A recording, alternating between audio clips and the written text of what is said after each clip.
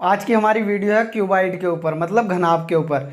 जो भी घनाभ के फॉर्मूले हैं और इसके आयतन के फॉर्मूले हैं, तो हम आज की वीडियो में देखेंगे कि ये फॉर्मूले कैसे बने हैं। तो आइए समझते हैं। तो यहाँ पर लिखा हुआ है क्यूबाइड, हिंदी में बोलते हैं घनाभ, और ये तीन टर्म लिखी हुई हैं यहाँ पर। जैसे ये लिखा हुआ कर्व्ड सरफेस एरिया, तो इसे शॉर्ट में लिख देते हैं CS से, तो मतलब वर्ग पृष्ठ क्षेत्रफल। और यहाँ पर लिखा हुआ है टोटल सरफेस एरिया, तो इसे शॉर्ट में लिख देते हैं TS से, मतलब संपूर्ण क्षेत्रफल। और उधर लिखा हुआ है वॉल्यूम, मतलब आयतन। तो इन तीनों फॉर्मूले को हम देखेंगे कि ये फॉर्मूले बने कैसे हैं। तो सबसे पहले तो हम ये देखते हैं कि क्यूबाइड जो होता है, मतलब हम अपनी नोटबुक पे तो इसका चित्र एकदम से बना देते हैं, लेकिन ये वास्तव में होता कैसा है दिखने में, डेली लाइफ मतलब कि रियल लाइफ में इसकी जो शेप होती है वो कैसी होती है।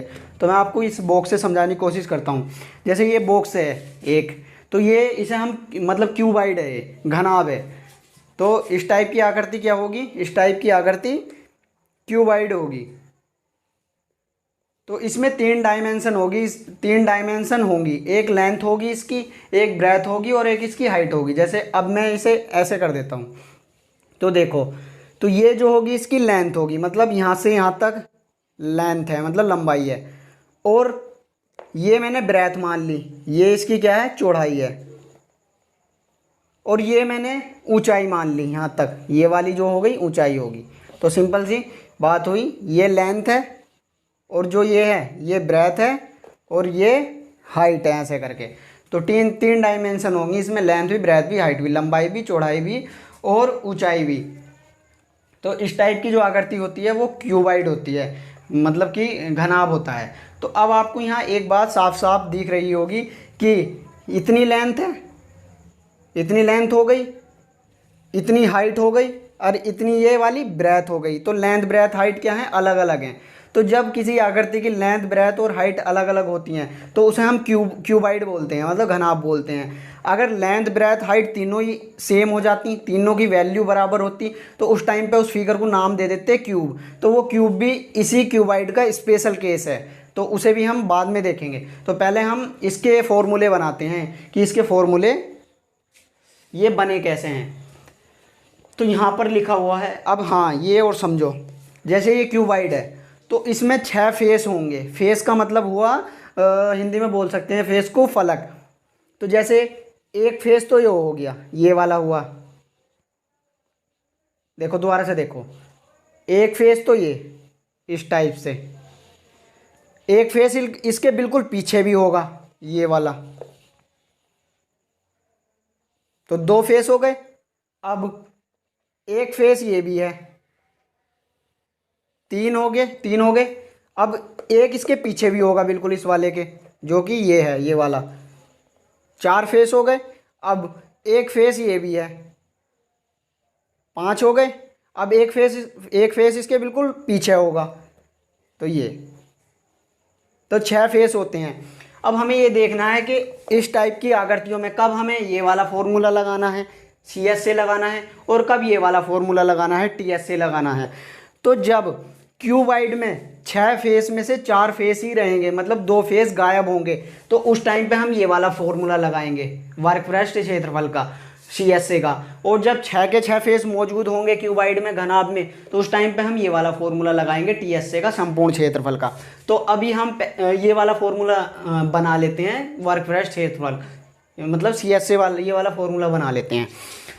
तो अभी मैंने बताया ये कि ये वाला फॉर्मूला तब लगाएंगे जब क्यूबाइड में 2 फेस गायब होंगे, घनाभ में 2 फलक उसके गायब होंगे 6 में से। तो उस टाइम पे कुछ कुछ आकृति ऐसी बनेगी। इस वाली आकृति समझाने की कोशिश करता हूँ, तो देख लो। तो 6 फेस में से 2 फेस गायब हैं। इसमें कौन कौन से 2 गायब हैं, एक तो ये वाला फेस गायब है और एक इसके बिल्कुल पीछे है, ये वाला फेस गायब है। तो अब इसमें केवल 4 ही फेस हैं, एक ये वाला फेस हुआ और एक फेस इसके बिल्कुल पीछे है, जो कि ये है 2, और एक फेस ये है 3, और एक बिल्कुल इसके पीछे है, ये वाला। तो जब क्यूबाइड में 6 में से 4 फेस होंगे, तो उस टाइम पे हम ये वाला फॉर्मूला लगाएंगे। तो इस आकृति के मैं चारों फेस अलग अलग करने की कोशिश करता हूँ। मान लिया इमेजिनेशन कर लो, सोच लो अपने मन में कि ये मैंने मतलब हमने कैंची से काट दिए, चारों फेस अलग अलग कर दिए। तो एक फेस यहाँ से निकाल लिया और एक फेस इसके पीछे से निकलेगा, 2 हो गए। और एक फेस ये निकाल लिया कैंची से, 3, और एक इसके बिल्कुल पीछे भी है। तो ये चारों फेस मैंने बिल्कुल अलग अलग कर लिए। तो उस टाइम पे मुझे ये 4 फेस ये मिले इस टाइप से। एक फेस ये है, एक फेस ये है, एक तो ये हुआ, फिर दूसरा ये हुआ, तीसरा ये हुआ, देख लो ठीक से, 3, और चौथा फेस ये हुआ। तो अब एक बात सोचो, ये जो चारों फेस आए हैं ये क्यूबाइड की आकृति से ही तो आए हैं, ये वाले चारों फेस, ये चारों, मतलब कि क्यूबाइड को काट काट के निकालना हमने। तो मतलब ये हुआ, इन चारों फेस को फिर से जोड़ दूंगा तो मुझे ये वाली आकृति मिल जाएगी, ये वाली। तो मतलब ये हुआ कि इन चारों का एरिया जो होगा, इन चारों परत का या चारों फेस का जो एरिया होगा वो इस टाइप की आकृति के एरिया के बिल्कुल बराबर होगा। क्योंकि ये चारों आकृति जो है निकली तो इसी में से हैं, इसी आकृति के ये फेस हैं चारों। तो बारी बारी से हम इन चारों के एरिया निकाल लेते हैं और फिर इन चारों के एरिया को आपस में जोड़ देंगे तो इस टाइप की आकृति का हमें CS से मिल जाएगा, कर्व्ड सरफेस एरिया मिल जाएगा। अब जैसे कि ये वाली आकृति थी, तो इसमें इस वाले को हमने पहला फेस मान लिया और इसके पीछे जो है इसे दूसरा फेस मान लिया इस वाले को, और ये वाला जो है ये वाला फेस इसे तीसरा नाम दे दिया, और इसके पीछे जो है बिल्कुल ये वाला, इसे चौथा फेस नाम दे दिया। तो जब हमने पहले फेस को काटा, इस वाले फेस को, इस वाले फेस को कैंची से काटा था, वो हमें ये वाला मिला था, ये वाला। तो शुरू में ही मान लिया था ये जो है इतनी यहाँ से यहाँ तक लेंथ है, लंबाई है, और यहाँ से यहाँ तक ऊंचाई है, हाइट है। तो इसी प्रकार ये कटे हुए फेस में भी ये वाली जो होगी ये वाली डायमेंशन लेंथ होगी, और ये वाली डायमेंशन जो ये वाली ये हाइट होगी। तो मतलब यहाँ से यहाँ तक की लेंथ, यहाँ से यहाँ तक लेंथ है और यहाँ से यहाँ तक हाइट है। तो ये जो फेस है ये जो फेस है इसका मुझे एरिया चाहिए। तो ये फेस क्या है दिखने में, ये फेस दिखने में रेक्टेंगल है, मतलब ये जो फेस है आयत है। तो बस तो रेक्टेंगल का फॉर्मूला लगा लो। रेक्टेंगल का एरिया कैसे निकालते हैं, उसकी मतलब लेंथ और ब्रेथ की आपस में मल्टीप्लाई कर देते हैं, मतलब जो 2 डायमेंशन गिवन होती हैं उनकी आपस में मल्टीप्लाई कर देते हैं। तो यहाँ पर 2 डायमेंशन गिवन है, एक तो L गिवन है, ये L है, और एक ये यहाँ से यहाँ तक जो है ये यहाँ से यहाँ तक H है। तो L और H की आपस में मल्टीप्लाई करेंगे तो इस पूरे फेस का एरिया मिल जाएगा। तो इसी प्रकार हम जो बाकी के 3 फेस भी हैं वो भी रेक्टेंगल ही हैं दिखने में, तो वहाँ पे भी रेक्टेंगल का फॉर्मूला लगा के उनके सबके बारी बारी से एरिया निकाल लेंगे। तो यहाँ पर एक बात और पता चली कि जो ये पहला फेस है और इसके पीछे वाला जो होगा वो भी इसके इक्वल ही होगा बिल्कुल। तो अगर इसका एरिया निकालने हैं तो पीछे वाले का भी साथों साथ निकल लिया, इसका एरिया निकाल लो तो उसका भी उतना ही होगा। अब जो तीसरा फेस है ये वाला, इसका एरिया निकाल लेंगे तो इसके जो पीछे है फेस चौथा, वो चौथा फेस भी इसी की तरह है सेम। तो बस मुझे केवल 2 फेस के एरिया निकालने हैं। एक तो इसका निकाल लो पहले का, तो जितना पहले का एरिया होगा उतना ही ये दूसरे फेस का होगा एरिया, और फिर एक निकाल लो इस तीसरे फेस का, तो जितना एरिया तीसरे फेस का होगा उतना ही चौथे फेस का होगा। तो बस मुझे 4 फेस में से 2 के ये एरिया निकालने हैं, क्योंकि बाकी के 2 इन 2 के बराबर ही हैं। तो चलो पहला वाला फेस उठा लेते हैं। तो इसका मुझे एरिया निकालना है, इस वाले फेस का। तो डायमेंशन क्या है इसकी फिर से बता देता हूँ। ये L है और यहाँ से यहाँ तक H है, तो L गुणा H क्या हो गया, इसका पूरे का एरिया हो गया, पूरे का क्षेत्रफल हो गया। तो यहाँ मैं चारों फेस लिख देता हूँ, पहला फेस, दूसरा फेस, तीसरा फेस और चौथा फेस। तो पहले फेस की डायमेंशन L और H है, तो L गुणा H। तो पहले फेस का ये एरिया आ गया, ये वाला एरिया होगा L इंटू H। और दूसरा फेस जो है ये एरिया, दूसरा फेस तो ये पहले की तरह ही तो है, सेम टू सेम, तो इसका एरिया भी इसी के बराबर होगा। तो दूसरे फेस का एरिया भी यही होगा सेम, L इंटू H। अब तीसरे फेस का एरिया निकालते हैं। ये एरिया तीसरा फेस ये रहा। तो तीसरे फेस की डायमेंशन क्या थी जब हमने शुरू में ही मानी थी क्यूबाइड में, ये तो थी ब्रेथ और ये थी हाइट। यहाँ से यहाँ तक बी है, ब्रेथ मतलब चौड़ाई, और यहाँ से यहाँ तक क्या है, ऊंचाई, हाइट। तो बी गुणा एच करने से इस वाले फेस का एरिया आ जाएगा, क्योंकि ये भी रेक्टेंगल है, आयत है। तो बी गुणा एच, ब्रेथ इंटू हाइट। अब चौथे फेस का एरिया निकाल लेते हैं। तो ये रहा चौथा फेस। तो चौथा फेस भी बिल्कुल सेम टू सेम किसके बराबर है, तीसरे फेस के। तो इस चौथे का फेस का भी एरिया किसके बराबर होगा, तीसरे फेस के बराबर होगा। तो ये भी क्या होगा, बी इंटू एच ही होगा। तो इस तरीके से पहले फेस का एरिया आ गया, ये दूसरे का, ये तीसरे का, ये चौथे फेस का। और चारों फेस का जब आपस में एरिया जुड़ेगा तो क्यूबाइड का एरिया मिल जाएगा, क्योंकि वो जो चार फेस थे वो चार फेस क्यूबाइड के ही थे, चारों फेस। और चारों फेस को अगर मैं जोड़ दूंगा फिर से, तो फिर चारों फेस को जोड़ने से यही फिर से आकृति मिल जाएगी। तो इसलिए मैंने चारों फेस का एरिया यहाँ पर जोड़ा है। तो देखो L into H, L into H, ये मिलकर आपस में 2L इंटू एच हो जाएंगे। ऐसी B into H, B into H जुड़ के 2B इंटू एच हो जाएंगे। अब यहाँ से क्या क्या कॉमन आ रहा है, एक तो 2 आ रहा है और एक H आ रहा है, तो अंदर बचा L प्लस B। तो हम जनरली क्या देखते हैं बुक्स में 2, ये हाइट इनके बाद लिखी हुई होती है, तो इससे कोई दिक्कत थोड़ी है। L प्लस बी पहले लिख लो और H यहाँ लिख लो बाद में। तो ये हमारा होता है, ये वाला, ये लिखा हुआ था बुक में। तो इस प्रकार हमारा CS से आ चुका घनाभ का, मतलब कि वर्गफ्रस्ट क्षेत्रफल आ चुका। अब हम निकालते हैं TS से, मतलब संपूर्ण क्षेत्रफल। वीडियो के शुरुआत में मैंने बता ही दिया था कि ये वाला फॉर्मूला तो तब लगेगा जब घनाभ के 4 फेस होंगे मौजूद, मतलब क्यूबाइड के 4 ही फेस होंगे। और ये वाला फॉर्मूला तब लगेगा जब क्यूबाइड में 6 के 6 फेस होंगे। तो जब हमने ये वाला फॉर्मूला लगाया था तब तो 4 फेस थे, लेकिन अब जो हैं 6 के 6 फेस हैं। तो अब क्यूबाइड दिखने में ऐसा हो जाएगा। तो ये जो 2 फेस थे, मतलब पहले मौजूद नहीं थे, एक ये वाला मौजूद नहीं था इसमें और एक ये वाला मौजूद नहीं था। तो मैंने 2 फेस और ऐड कर दिए इस आकृति में। 4 फेस तो पहले ही थे, एक ये वाला, एक इसके पीछे और एक ये वाला, एक इसके पीछे। 4 फेस तो पहले थे और इसमें 2 फेस और ऐड करे हैं, एक ये वाला और एक इसके बिल्कुल पीछे। तो इस टाइप की जो आकृति हो जाती है, देख लो तुम उसे, मतलब उस टाइम पे हम लगाते हैं TS से, संपूर्ण क्षेत्रफल लगाते हैं, ये इस टाइप। तो अब हमें इसका फॉर्मूला निकालना है संपूर्ण क्षेत्रफल का TS से का। तो सिंपल सी बात है, जब ये दोनों फेस मौजूद नहीं थे, एक ये वाला एक ये वाला, तो उस टाइम तो था ये वाला एरिया बना था।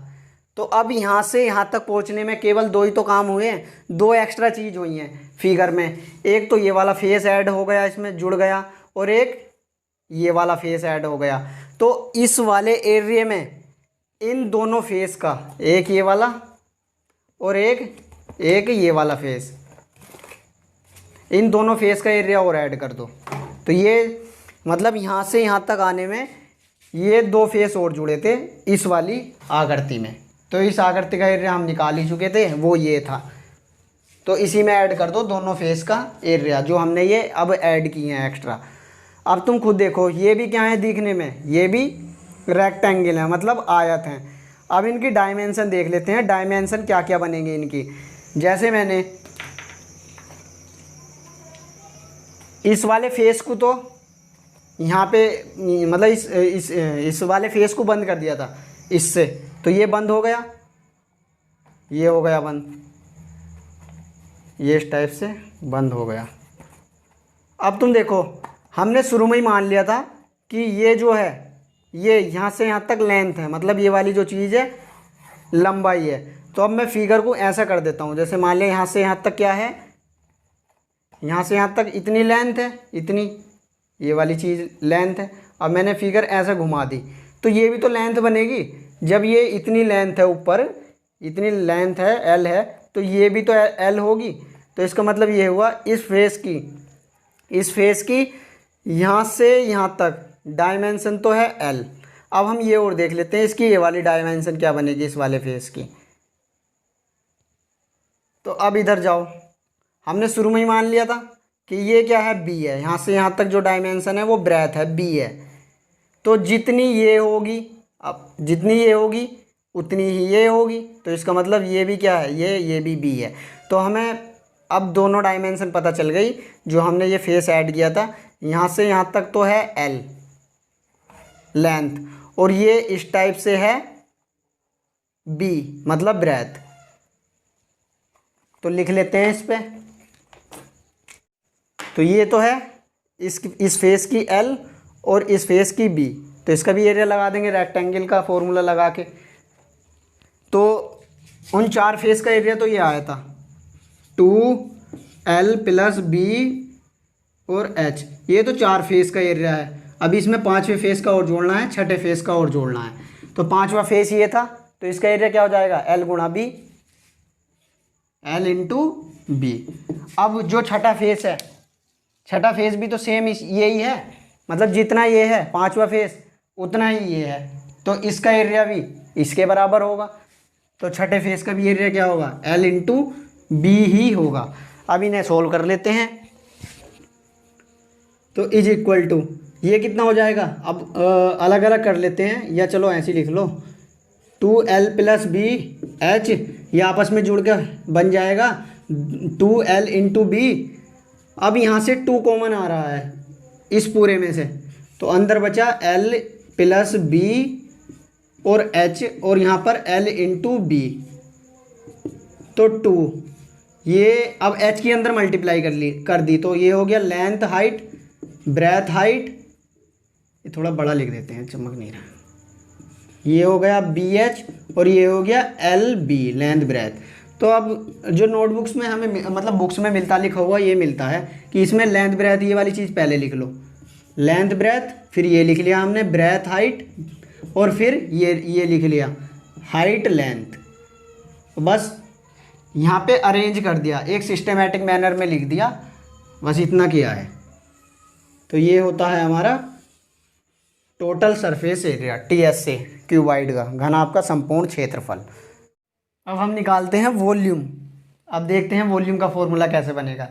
जैसे सिंपल सी बात है, वॉल्यूम के बारे में मैंने अपने पिछली वीडियो में बता ही दिया था कि किसी भी फिगर का वॉल्यूम क्या कहलाया जाता है, मतलब कि उस फिगर की कितनी कैपेसिटी है सामान होल्ड करने की, वही उसका वॉल्यूम कहलाता है। मतलब कोई भी आकृति के अंदर कितनी चीज़, मतलब किसी भी 3D आकृति के अंदर कितनी चीज़ समा सकती है, वह उसका आयतन होता है। अब जैसे मान लिया हमें क्यूबाइड का निकालना है कि वही वॉल्यूम कितना होगा इस क्यूबाइड का, तो ये मैंने फिर से क्यूबाइड उठा लिया।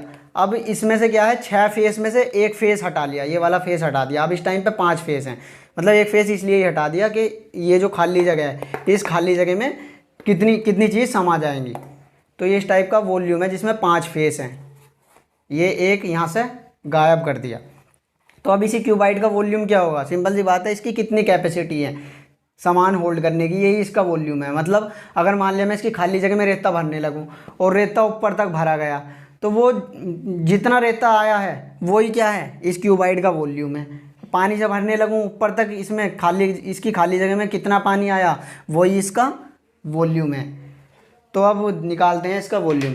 तो हम ये देखते हैं इस क्यूबाइड की खाली जगह में कितनी चीज़ समा रही हैं। तो एक काम करते हैं, हम इन रेक्टेंगल की परत से, आयत की परत से ही इसकी खाली जगह को भरने की कोशिश करते हैं।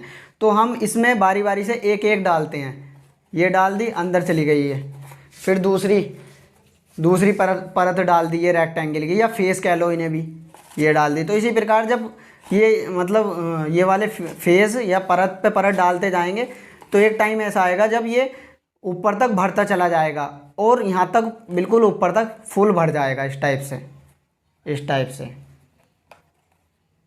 तो इसकी खाली जगह में कितनी ये प्लेटें आई हैं, कितने ये फेज़ आए हैं, उन सारे फेज़ का एरिया जोड़ के उन सारे फेज़ ने, उन सारी परतों ने, इस टाइप की सारी परतों ने कितनी जगह घेरी है, वही इसका क्या है, इसका वॉल्यूम है, आयतन है।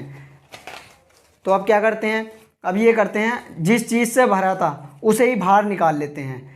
तो जब हमने इसे खाली किया, मतलब इसमें से सारी ये रेक्टेंगल की परतें निकाल ली बाहर, खाली कर दिया, तो खाली करने के बाद में जो हमें आकृति मिली वो ये वाली मिली, ये वाली। तो मतलब ये हुआ कि इस गड्ढे ने, ये इस टाइप के गड्ढे ने इस टाइप के गड्ढे ने इसकी खाली जगह को भरा था, जो ये थी अंदर खाली जगह। तो मतलब यह गड्ढा जितनी जगह घेर रहा होगा वही क्या है, इस क्यूबाइड का वॉल्यूम है। तो गड्ढे का वॉल्यूम हमें इस प्रकार मिल जाएगा कि हम गड्ढे की किसी एक रेक्टेंगुलर प्लेट के एरिया की गुणा कर देंगे जितनी इस गड्ढे ने हाइट अचीव करी है। तो ऐसा करने पर हमें इस गड्ढे का वॉल्यूम प्राप्त हो जाएगा और यही वॉल्यूम क्यूबाइड का वॉल्यूम होगा। अब हम प्लेट की डायमेंशन देख लेते हैं कि प्लेट की डायमेंशन क्या बनेगी। जब प्लेट पे प्लेट रखी जा रही थी और जो सबसे ऊपर वाली प्लेट आई वो ये आई थी, इस टाइप से आ जाएगी। तो अब मैं फिगर को ऐसे कर देता हूँ। तो ये जो थी ये मैंने शुरू में ही मान ली थी, ये थी एल, लेंथ थी क्यूबाइड की। तो इसी प्रकार इस वाली ये वाली जो प्लेट है इसकी ये भी क्या होगी, एल होगी, इतनी यहाँ से यहाँ तक एल होगी। अब शुरू में हमने क्या मान लिया था, शुरू में ये मान लिया था कि ये जो है ये क्या है, बी है, इतनी बी है, बी। तो यहाँ से यहाँ तक क्या है, ब्रेथ है। तो प्लेट ये क्या है, प्लेट इस टाइप से लगी हुई है। तो ये बी है, तो मैंने ऐसे घुमा दिया, तो ये भी क्या होगा, ये भी बी होगी। तो मतलब ये जो है बी है। तो डायमेंशन भी आ चुकी हमारी, मतलब प्लेट की। ये जो है डायमेंशन एल है, मतलब लेंथ है, और ये जो है इस टाइप से ये ब्रेथ है, मतलब बी है। तो लेंथ फॉर लंबाई, ब्रेथ फॉर चौड़ाई और हाइट फॉर ऊंचाई। तो एक प्लेट का एरिया कितना आएगा, ये भी आया था, रेक्टेंगल है, तो एल गुणा बी। अब हम ये देखते हैं कि ये जो गड्ढा था इसकी हाइट कितनी होगी, कि भाई इस गड्ढे ने हाइट कितनी पकड़ी है। तो ये जो गड्ढा था ये इसी में तो आया था, इसी के अंदर आया था पूरा। तो जितनी इसकी हाइट होगी उतनी इसकी होगी, लगा लेते हैं साइड में को। तो दोनों की हाइट क्या है, बराबर ही होगी। तो इसकी हमने हाइट क्या मानी थी, इस वाली आकृति की हाइट शुरू में ही मान ली थी एच। तो इसकी भी हाइट क्या होगी, इस पूरे गड्ढे की एच होगी। तो एक प्लेट के एरिया से, मतलब कि जो चौकोर प्लेट है, एक चौकोर प्लेट के एरिया की गुणा कर दो गड्ढे ने जितनी हाइट पकड़ी है। तो गड्ढे ने एच हाइट पकड़ी। तो इसी प्रकार यही क्या हो गया, एल गुणा बी गुणा H. Length into breadth into height ही क्या होता है, क्यूबॉइड का वॉल्यूम होता है। इस प्रकार हमने क्यूबाइड की तीनों चीज़ निकाल ली। क्यूबाइड का सी एस से होता है 2 bracket L plus B bracket 1 फिर एच, और टी एस से क्या होता है, टी एस से होता है 2 ब्रैकेट शुरू length breadth plus breadth height और प्लस हाइट लेंथ, और वॉल्यूम क्या होता है, length into breadth into height. जब हम किसी क्यूबाइड को नोटबुक पर ड्रॉ करते हैं तो इस प्रकार कर लेते हैं। तो अब हम देखते हैं, जैसे ये क्यूबाइड है, तो इस स्ट्रक्चर में कहाँ कहाँ पर इसके फेज़ हैं, 6 के 6 फेज़। जैसे मान लिया ये वाला फेज़ है, तो ये वाला जो फेज़ है वो इस स्ट्रक्चर में यहाँ पर है, ये हो गया एक, और एक फेज़ इसके पीछे भी होगा, तो वो ये वाला फेज़ है 2। अब एक फेज़ ये भी है, तो ये वाला फेज़ है यहाँ पर, ये रहा। अब एक फेज़ इसके बिल्कुल पीछे भी होगा, वो यहाँ पर है इस स्ट्रक्चर में, 4 हो गए। अब एक फेस, जैसे मान लिया ये इस टाइप से स्ट्रक्चर है, एक फेस ये भी तो है नीचे, मतलब मैं इसे ऐसे घुमा देता हूँ, तो एक फेस ये भी है जहाँ पर उंगली है ये वाला, और ऐसे कर दिया तो ये नीचे पहुँच जाएगा। तो ये वाला फेस ये रहा, ये 5।